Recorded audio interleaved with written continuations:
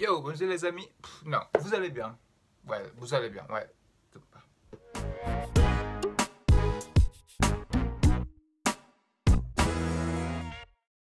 Yo, bonjour les amis. Comment allez-vous? Ou comment ça va?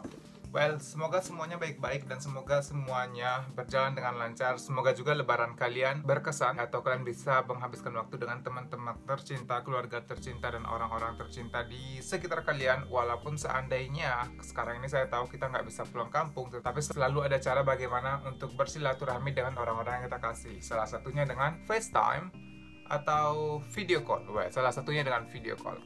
Saya nggak punya satu hal yang sangat menarik di lebaran ini, karena kalian tahu kalau di Prancis lebarannya beda sekali dengan lebaran di Indonesia, dan juga dengan keadaan sekarang semuanya ditutup dan semua kegiatan dikurangi, jadi hampir nggak ada, dan juga nggak ada sholat id. Ya, seperti itulah kenyataan sekarang, tapi semoga suatu hari semuanya akan berjalan dengan lancar atau berubah lagi seperti yang dahulu, atau mungkin lebih baik dari sebelumnya. Kita nggak pernah tahu, yang penting enjoy saja prosesnya, belajar dari prosesnya, selalu ada hikmahnya, dan percaya. Hari ini saya mau kasih informasi, kasih tips. Tips, kalian lebih suka kata tips atau berbagi? Well, terserah kalian, pokoknya intinya saya nggak tahu saya mau ngomong apa. Anyway, hari ini saya mau kasih kalian tips, atau saya mau sharing tips yang saya pahami atau yang saya pelajari selama saya kuliah di Prancis atau selama saya tinggal di Prancis. Ini adalah tips-tips buat kalian kalau seandainya kalian mau kuliah di luar negeri atau khususnya di Prancis, dan jangan di skip, jangan lupa dicatat, jangan lupa diingat di sini.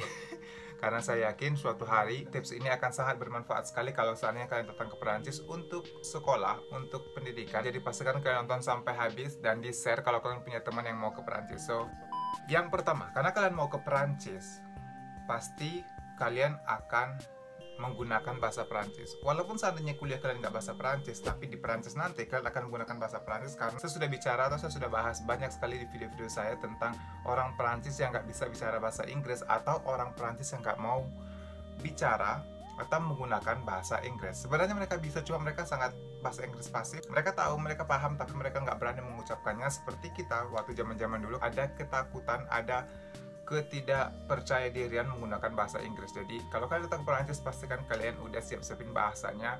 No matter what language you're gonna do in your university, at least kamu bisa menggunakan bahasa Perancis, untuk sehari-hari ala kadarnya. Paling nggak pertama itu dulu, dan nanti beriringan dengan waktu bahasa Perancis kalian akan lebih baik lagi. Jadi pertama bahasa.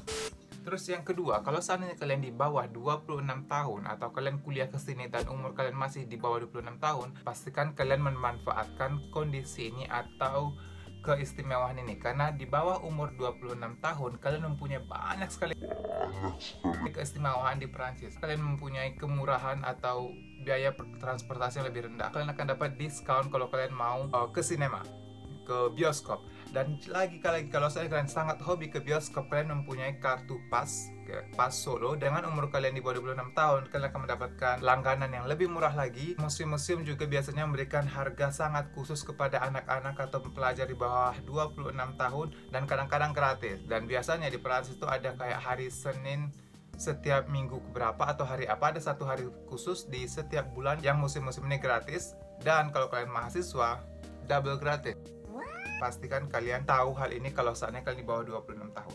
Saya sangat menyesal sekali karena waktu saya di bawah umur 26 tahun, saya nggak tahu informasi ini, dan saya banyak sekali melewatkan keistimewaan yang saya punyai waktu saya di bawah 26 tahun. Jadi sekarang saya hampir menyesal, dan ya seperti itulah pokoknya. Kalau saatnya kalian baru datang di Perancis, kalian belum punya teman kan? Nah, ada beberapa cara yang bisa kalian lakukan supaya kalian dapat temanan baru. Yang pertama, kalau kalian mau join atau mau temanan dengan semua orang Indonesia, kalian bisa join di PPI. Ada perhimpunan pelajar Indonesia, ada di Prancis, ada di Toulouse, ada di Paris, ada di Toulon, ada di mana-mana. Biasanya di setiap kota mereka ada PPI. Tapi kalau seandainya kalian pengen bertemanan dengan skala yang lebih internasional, itu biasanya ada yang namanya Erasmus. Jadi Erasmus itu adalah salah satu sistem pertukaran pelajar internasional di Eropa, dan ada banyak sekali grup-grup Facebook yang buat acara atau yang buat kegiatan outdoor dengan orang-orang Erasmus yang datang ke Prancis, yang pastinya datang dari berbagai macam negara. Dan di sini kalian biasanya bisa menggunakan bahasa Inggris karena orang-orang di sini nggak semuanya bisa bahasa Prancis. Ini adalah salah satu cara kalian kalau seandainya kalian pengen temanan sama orang-orang luar negeri, atau yang kita bilang biasanya teman-temanan sama bule. Terus nih, kalau seandainya kalian ketemu teman-teman Erasmus, atau seandainya kalian hobi keluar malam, atau seandainya kalian suka dugem atau enjoy menikmati kehidupan malam, pastikan kalian usahain kalian nggak minum atau banyak minum di awal. Apa sih kayak pemanasan, atau jangan ke bar atau ke klub tersebut dengan 100% sadar. Karena kalau kalian konsumsi alkohol dan kalian mulai dari zero, kalian mulai dari awal di bar tersebut atau di restoran tersebut, kalian bayangin aja berapa gelas yang akan kalian butuhkan untuk mencapai level dimana kalian yang seperti ini. Di sini kita bilangnya pompet, jadi kayak setengah fly, nggak fly sih, nggak setengah mabuk juga, tapi ya dimana posisi kalian yang lebih nyaman dan kalian lebih open untuk bicara sama orang. Jadi di sini biasanya anak-anak kuliahan, orang-orang Perancis, kita biasanya bilangnya bifo. Jadi kita selalu ambil atau kita selalu pergi ke rumah salah satu orang dan kita beli bouteille du vin di supermarket, dan nanti kalian minum sama teman-teman kalian dan barulah kalian pergi ke sana. Karena kalau seandainya kalian langsung beli di tempat, kalian harus siap-siapin kartu kredit kalian di akhir bulan menipis. So pastikan yang itu. Terus, kalau seandainya kalian kesini punya beasiswa dan kalian beasiswa pas-pasan, kalian akan membutuhkan lagi tambahan-tambahan kiri kanan. Nah, tambahan-tambahan untuk menunjang kehidupan kalian di Perancis, karena kalian nggak bisa dong hidup cuma pas-pasan. Jadi, solusinya adalah cari kerja part-time, cari kerja paruh waktu yang sangat banyak sekali disediakan oleh restoran, toko, terus ada juga keluarga-keluarga yang cari babysitter. Terus kalian juga bisa menjadi guru bahasa kalau misalnya kalian pintar bahasa Inggris, atau kalian pintar bahasa Mandarin, atau kalian punya satu bahasa yang mungkin ada orang di sini yang mencari guru untuk belajar bahasa. Jadi ya, ada banyak sekali kesempatan kalau seandainya kalian ingin mendapatkan penghasilan tambahan, karena kalian tahu di Prancis hidupnya sangat mahal sekali. Jadi kalau seandainya kalian selalu membawa uang dari Indonesia, dalam setahun kalian akan menghabiskan uang sangat banyak sekali dan lama-lama kalian akan bangkrut. Jadi pastikan kalian tahu, tergantung kalian. Kalau seandainya kalian pengen dapatin uang tambahan, kalian bekerja. Tapi kalau seandainya uang kalian sangat banyak, well, it's up to you. Masih berhubungan dengan mahalnya hidup di Prancis. Mahalnya hidup di Perancis juga berimbas kepada mahalnya apartemen di Perancis. Tapi salah satu solusinya adalah CAF. Saya sudah bahas secara dalam apa itu CAF di sini. Kalian bisa cek di video saya dan paham bagaimana proses untuk pendaftaran CAF. Jadi secara garis besar, CAF ini adalah bantuan yang diberikan pemerintah untuk mengurangi biaya sewa apartemen kalian di Perancis. Jadi kurang mahal dan bagus untuk kalian. Di Perancis ada yang namanya CRUS. Jadi CRUS itu adalah salah satu asosiasi atau salah satu, itu bentuknya ada di restoran. Jadi kalian dengan CRUS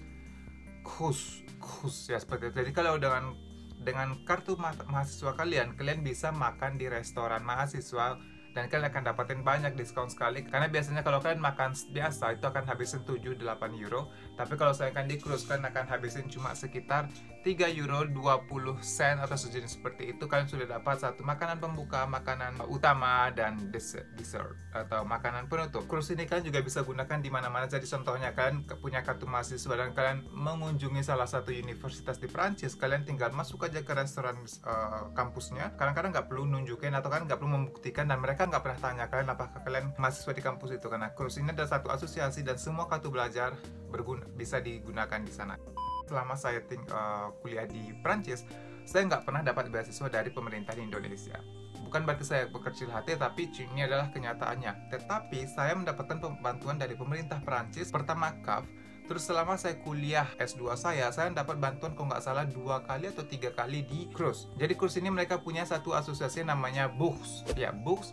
Dan box ini diberikan kepada orang-orang yang nggak mampu atau orang-orang yang berpenghasilan sedikit. Dan juga box ini ada lagi nanti kategori yang tentang kamu minta bantuan untuk bayar apartemen, atau kamu minta bantuan untuk mengembalikan uang biaya pendaftaran kamu ke kampus. Jadi mereka bantu kalian tergantung apa yang kalian minta. Jadi kalau nggak salah waktu itu saya minta untuk pergi magang, dan mereka kasih saya, kalau nggak salah yang pertama itu 600 euro, terus bantuan kedua 600 euro, dan bantuan ketiga 400 euro.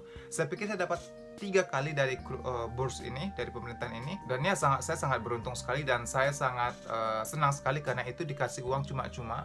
Dan kalian tinggal minta aja. Jadi semua orang kadang-kadang aplikasi kan akan di-approve, dan kadang-kadang aplikasi nggak di-approve. Nggak ada salahnya untuk coba, karena kalian nggak habis apa-apa, kalian cuma ambil sedikit waktu. Kalau seandainya kalian berhasil, kalian dapat bantuan, dan kalau seandainya nggak berhasil, at least kalian tahu dan kalian tahu bagaimana prosesnya. Yang selanjutnya adalah perpustakaan. Jadi kalau kalian kuliah di Prancis, ada kalanya kalian dapat banyak sekali tugas dan ada kalanya kalian nggak ada tugas. Tapi kalau seandainya kalian punya tugas, kalian bisa pilih untuk mengerjakannya di kampus universitas kalian. Biasanya kampus-kampus universitas sudah sangat bagus sekali. Tapi kalau seandainya kalian pengen lebih ke Parisianan atau lebih style Parisian, kalian bisa pergi ke perpustakaan yang ada banyak sekali di tengah kota Prancis. Salah satunya adalah perpustakaan Pompidou. Jadi di sana mereka ada satu ruangan, satu espace, ya pokoknya ada satu space di mana orang-orang bisa belajar, dan itu memang khusus untuk orang bekerja dan orang kerja. Jadi kalian tinggal bukan cuma duduk-duduk aja, dan biasanya kalian akan dicek tas kalian, dan karena mereka memang mau memastikan kalian benar-benar untuk belajar di sana. Dan juga kadang-kadang kalian bisa dapatin teman, kenalan kiri kanan. Kita nggak pernah tahu. Dan cuma satu tambahan informasi di sini adalah lainnya atau antrinya sangat panjang sekali, tapi kan jangan nggak usah takut karena di dalamnya sangat luas sekali dan kalian akan pasti dapatin tempat, dan ya kalian bisa menikmati belajar di perpustakaan ala orang-orang kaya. Seperti itu. Kalau seandainya kan nggak pengen ke perpustakaan, biasanya kalau kalian pengen bekerja atau ngerjain PR atau kerja kelompok, kalian harus pikir Starbucks. Well, boleh, kalian nggak ada masalah untuk kerja atau bikin PR di Starbucks, karena Starbucks selalu adalah salah satu tempat yang punya wifi. Cuma sayangnya di Starbucks kadang-kadang wifi mereka itu terbatas, jadi kekuatan wifi mereka itu terbatas, dan kadang-kadang ada satu spot yang kalian nggak punya charger. Saya paham sekali sebagai anak, kalau kalian wajib punya charger, atau itu untuk handphone kalian atau itu untuk laptop kalian, tapi kalian sangat butuh colokan di mana kalian bisa ngecas elektronik kalian. Biasanya yang dilakukan oleh mahasiswa yang ada di Prancis adalah mereka pergi ke McDonald. Ya, McDo. Di sana sudah pasti ada colokan. Terus juga adalah perbandingan harga. Contohnya nih, kalau di Starbucks kalian mau ambil satu hot chocolate, kalian akan bayar sekitar 4 atau sampai 5 euro. Tapi kalau seandainya kalian mau ambil satu hot chocolate di McDo, kalian akan bayar sekitar 3 euro. Kalian lihat, udah beda harganya, hampir setengah harga. Terus kalau seandainya kalian mau kopi dia biasanya di Starbucks kalian akan bayar sekitar 3,5 atau 4 euro.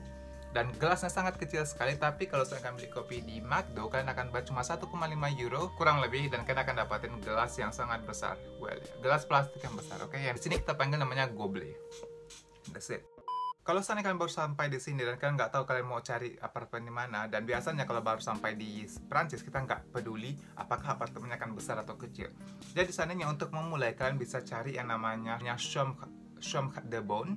Jadi chambre de bonne itu adalah salah satu kamar yang biasanya ukurannya sangat kecil sekali, sekitar 9 meter atau mungkin lebih kecil lagi, dan biasanya di posisi di lantai 7, dan itu di sejarahnya adalah merupakan satu kamar untuk pembantunya orang-orang Prancis. Dan kadang-kadang sekarang di sini kalian bisa dapatin kamar tersebut yang namanya chambre de bonne itu dengan harga yang sangat murah. Biasanya nih kalau seandainya apartemen studio biasa kalian akan bayar sekitar 800 euro. Tapi kalau seandainya kalian di chambre de bonne kalian akan bayar sekitar 200 sampai 300 euro. Tapi kan harus hati-hati di sini karena biasanya chambre de bonne ini kan nggak punya kamar mandi sendiri. Jadi biasanya kan punya toilet sharing dengan orang-orang, dan juga kadang-kadang kalau seandainya kalian mau mandi kalian harus ketok satu kamar orang karena mereka punya kamar mandi untuk kalian, dan biasanya di sign kontrak kalian kan sudah ada kesepakatan kalian bisa minta di mereka atau minta tolong mereka untuk mandi dan nggak akan ada masalah. Saya pikir segitulah untuk hari ini videonya tentang bagaimana tips untuk kuliah di Perancis yang wajib kalian tahu. Dan juga kalau saya kan ada pertanyaan, kalian boleh komen di bawah.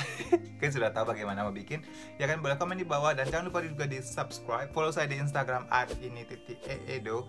Kalau saya ada pertanyaan silahkan juga kirim pertanyaan kalian di Instagram saya di situ. Saya nggak tahu kenapa saya bikin video seperti itu. Saya lagi dalam kondisi yang good mood. Well, makanya saya sangat heboh sekali. Well, by the way, terima kasih sudah nonton. Sampai jumpa di video selanjutnya. Jangan kemana-mana. Stay tune di Lensa Edo. Bye-bye.